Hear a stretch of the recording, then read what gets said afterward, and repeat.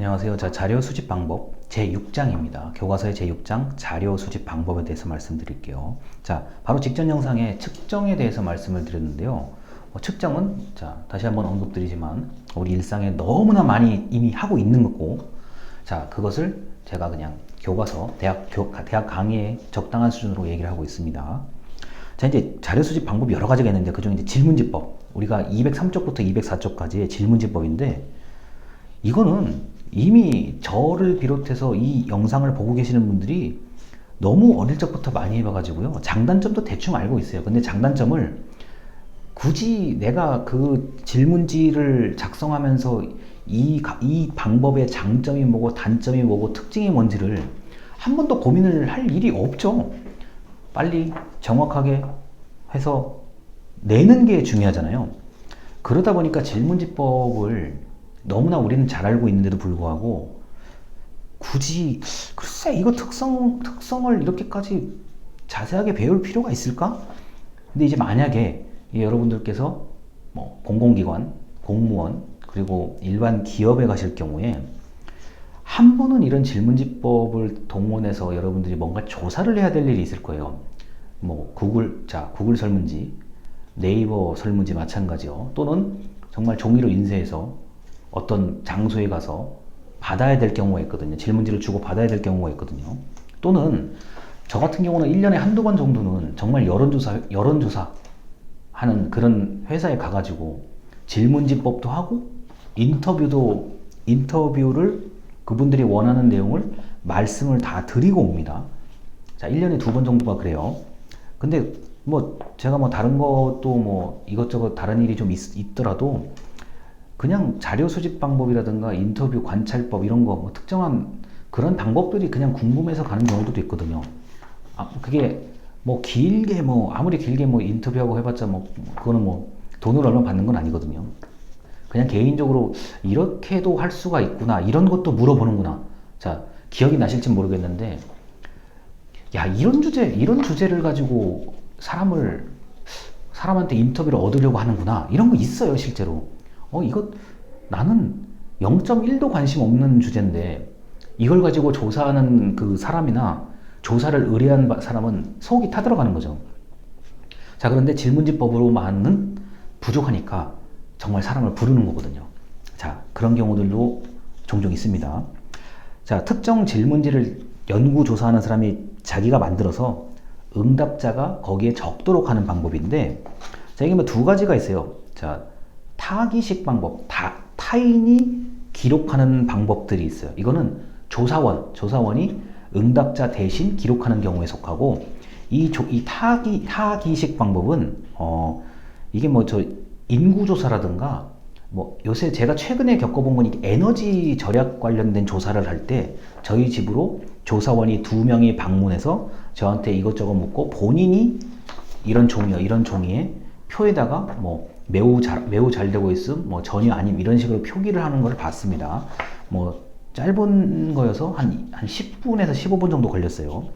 자, 이게 타기식 방법은 가끔씩 여러분들이 겪어볼 수가 있는 거고, 이게 그리고 우리가 길거리에서 타기식 방법이 의외로 많아요. 가판 이렇게 설치해 놓고 그냥 말씀하시면 저희가 다 체크, 자, 이렇게 다 표시해 드릴게요. 이런 경우에 이게 타기식 방법 개념이에요.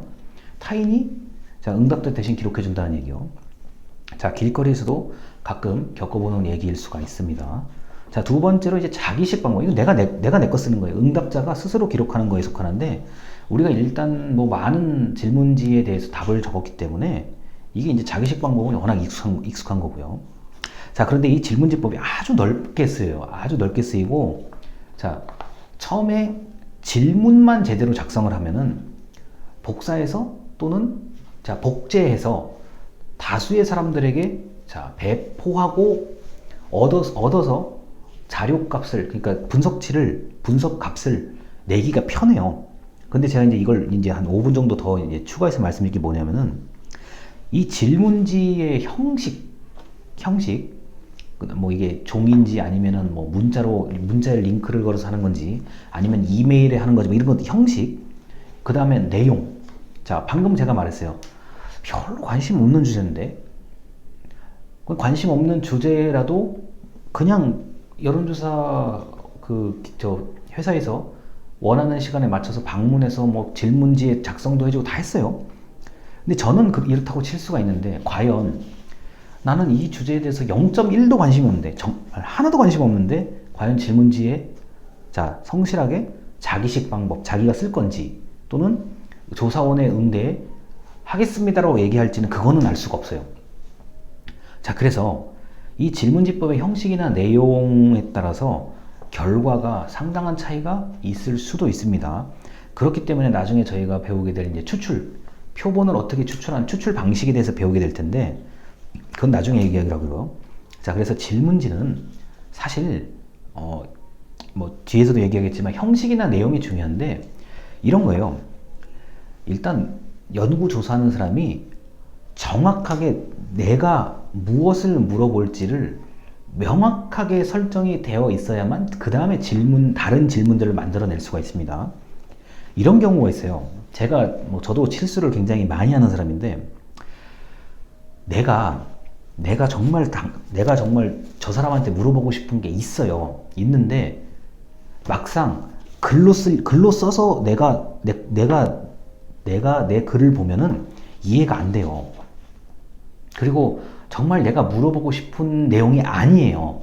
이런 경우들이 흔해요. 그래서 질문지법에서 제일 중요한 건 당연히 질문이에요. 자, 내가 정말 물어보고 싶은 것이 질문지에 있냐 없냐부터 잘 생각을 해보셔야 되는 거죠. 만약에 나는 정말 상대방한테 A를 물어보고 싶은데, 이게 막상 내가 질문을 적어보니까 더블 A 정도 되는 얘기인 것 같아요. 또는 나는 정말 A를 묻고 싶은데 트리플 A 정도의 얘기를 써놓은 것 같아요. 물론 A라는 게 있으니까 뭐 그렇게 틀린 건 아니에요. 그런데 명확하게 물어보지 못하면, 두루뭉술하게 물어보면 상당히 당황스러운 일들이 생기기 시작합니다. 자, 이런 거예요. 예를 들어서 타기식 방법. 자, 조사원이 대상자한테 가서 물어요. 근데 대상자가 이렇게 얘기하죠. 그 질문이 무슨 뜻인지 잘 모르겠는데요. 이런 응답이 좀 이렇게 자주 들리기 시작하면 조사원 입장에서는 정말 할 말이 별로 없어요. 경험이 많은 조사원도 가끔은 그러고 보니까 이 질문이 좀 뜻이 이상한데? 의미가 중첩되어 있는데, 또는 중복되어 있는데, 뭘 물어보려는지 명확하지가 않은데? 이제 이런 일이 벌어지는 거예요. 그래서 질문지법은 이미 단어에도 나와 있어요. 질문이 제일 중요해요. 내가 당신에게 뭐를 물어보고 싶은지에 대해서 자기가 자기 거를 좀 봐야 돼요. 이게 정말 내 질문이 이게 진짜 물어보고 싶은 거 맞아? 이거를 좀 꼼꼼히 확인한 다음에 다른 부수적인 항목들을 좀 만들어야 되는 게, 그게 제일 중요한 방법입니다. 그렇지 않으면, 자, 최악의 경우 조사를 다 했어요. 다 걷었어요. 그런데 막상 분석해 보니까 이게 좀 뭔가 과정에서 벌써 이상한 걸 느껴요. 이상하다. 뭐가 너무 심하게 이상한데, 결과가 내가 예상한 것보다 너무 심하게 이상한데, 그건 질문이 좀 문제가 있었을 수도 있어요. 자, 그런데 제가 매 영상 얘기하는데, 매번 영상에서 얘기하는데, 처음부터 잘하면 비정상입니다. 그러니까 실수를 좀 해봐야 돼요. 그래야 이 질문을 정확하게 할 수가 있습니다. 자, 그래서 또 계속 이어서 질문지법에 대한 특징, 이런 것들을 말씀드리도록 하겠습니다. 감사합니다.